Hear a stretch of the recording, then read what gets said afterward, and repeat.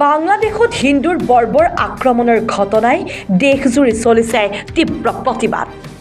নিৰ্যাতিত হিন্দুৰ সুৰক্ষা তথা বাংলাদেশ চৰকাৰৰ বিৰুদ্ধে শীঘ্ৰেই দৃষ্টান্তমূলক পদক্ষেপ গ্ৰহণ কৰিবলৈ প্ৰতিবাদত নামি পৰিছে কংগ্ৰেছ দল। ইতিমধ্যে অগ্নিগৰ্ভ পৰিস্থিতিয়ে বিৰাজ কৰিছে বাংলাদেশত। মুঠতে বাংলাদেশৰ হিন্দু লোকসকলৰ অস্তিত্ব সংকটত। এই সমগ্ৰ ঘটনাৰ দাবী জনাই আজি হোজাই শ্ৰীমন্ত শংকৰদেৱ নগৰ জিলা উপায়ুক্ত কাৰ্যালয়ৰ সন্মুখত শতাধিক কংগ্ৰেছ কৰ্মীয়ে সাব্যস্ত কৰিলে তীব্ৰ প্ৰতিবাদ।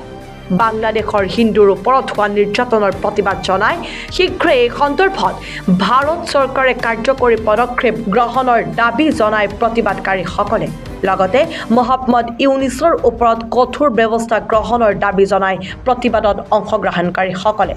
প্ৰতিবাদত অংশগ্ৰহণ কৰে হোজাই জিলাৰ কংগ্ৰেছৰ সভাপতি বিশ্বজিৎ ৰায়চৌধুৰী লগতে দলীয় শতাধিক নেতা কৰ্মীসকলে। News desk report, Assam north east news live 24/7। আজি নহয় আমাৰ এইটো আগৰ পৰা চলি আছে, যোৱা কালিও হৈছে। অসমৰ বিভিন্ন জিলাত অসম প্ৰদেশ কংগ্ৰেছো কৰিছে, আমি জিলা কংগ্ৰেছো কৰি আছোঁ। আজি হোজাই জিলাত আমি ডিচি কাৰ্যালয়ৰ সন্মুখত আমি প্ৰতিবাদ সাব্যস্ত কৰি আছোঁ। আমাৰ পাৰ্শ্বৱৰ্তী ৰাষ্ট্ৰ বাংলাদেশত বিশেষকৈ হিন্দু নাগৰিকৰ ওপৰত যি অকথ্য নিৰ্যাতন বৰ্তমান ইউনিট চৰকাৰে চলাই আছে আৰু মৌলবাদী সংগঠনে চলাই আছে, তাৰ বিৰুদ্ধে আমি আজি হোজাই জিলা কংগ্ৰেছ আৰু বিভিন্ন ভাতৃ ভণ্টি সংগঠনে একেলগত আমি ডিচি কাৰ্যালয়ৰ সন্মুখত আমি প্ৰতিবাদ সাব্যস্ত কৰি আছোঁ। কেন্দ্ৰীয় চৰকাৰ মুখতে সদায় হিন্দুৰ কথা কৈ নিৰ্বাচনৰ সময়ত ভোট লয়।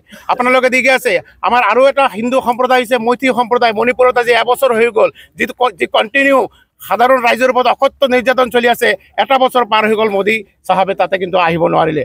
আজি আমাৰ পাৰ্শ্বৱৰ্তী ৰাষ্ট্ৰ বাংলাদেশত হিন্দু নাগৰিকৰ ওপৰত মঠ মন্দিৰৰ ওপৰত যি নিৰ্যাতন চলি আছে, কেন্দ্ৰ যেতিয়া হিন্দুৰ কথা কয়, আমি হিন্দু নাগৰিক হিচাপে আমি সেকুলাৰিজম হিচাপে আমি মোদী চৰকাৰক আমি অনুৰোধ কৰি আছোঁ। আমি কেন্দ্ৰীয় চৰকাৰ আৰু ৰাজ্য চৰকাৰক অনুৰোধ কৰি আছোঁ, অনতিপলমে আপোনালোকে ব্যৱস্থা কৰা। আপোনালোকৰ মনত আছে নিশ্চয় 1971 চনৰ আগৰ পৰা ইন্দিৰা গান্ধীয়ে যিভাৱে ব্যৱস্থা কৰি পশ্চিম পাকিস্তানৰ পৰা বাংলাদেশক বিভক্ত কৰাত সহায় কৰিছিলে আৰু অগ্ৰণী ভূমিকা লৈছিলে।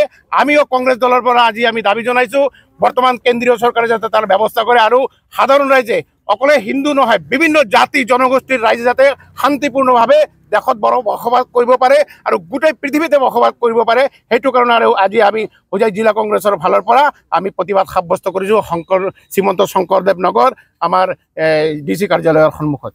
ক্ষেত্ৰত আমাৰ আৰু বৃহৎ কাৰ্যসূচী যদি কেন্দ্ৰীয় চৰকাৰে আৰু ৰাজ্য চৰকাৰে এইটো বিহিত ব্যৱস্থা নকৰে, আমি অহা দিনত আৰু আমাৰ এই তীব্ৰতৰ কাৰ্যক্ৰম আমি গ্ৰহণ কৰিম।